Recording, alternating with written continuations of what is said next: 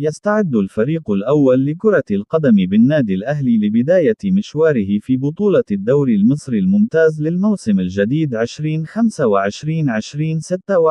تحت قيادة مدربه خوسيه ريبيرو.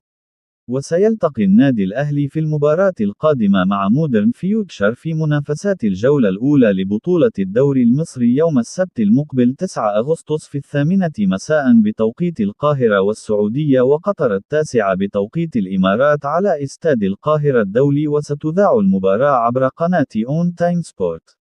وسيخوض النادي الأهلي 3 مباريات خلال شهر أغسطس الحالي بعد مباراة مودرن فيوتشر أمام كل من فاركو وغزل المحلة وبيراميدز، وذلك قبل فترة التوقف الدولي في أول شهر سبتمبر المقبل، والذي سيستأنف فيها المنتخب المصري مشواره في تصفيات كأس العالم 2026 بمواجهة منتخبات أثيوبيا وبوركينا فاسو.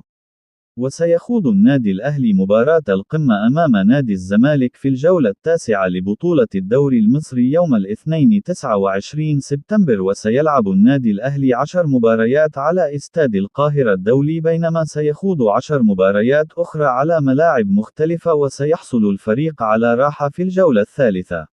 ويقام الدوري المصري لهذا الموسم بنظام الدور الواحد، والذي يتكون من 20 جولة لكل فريق، وحصول كل فريق على راحة في جولة، ثم يتم تقسيم الفرق في الدور الثاني إلى مجموعتين: المجموعة الأولى من 7 فرق تتنافس على اللقب، والمجموعة الثانية من 14 فريق يتنافس على صراع الهبوط.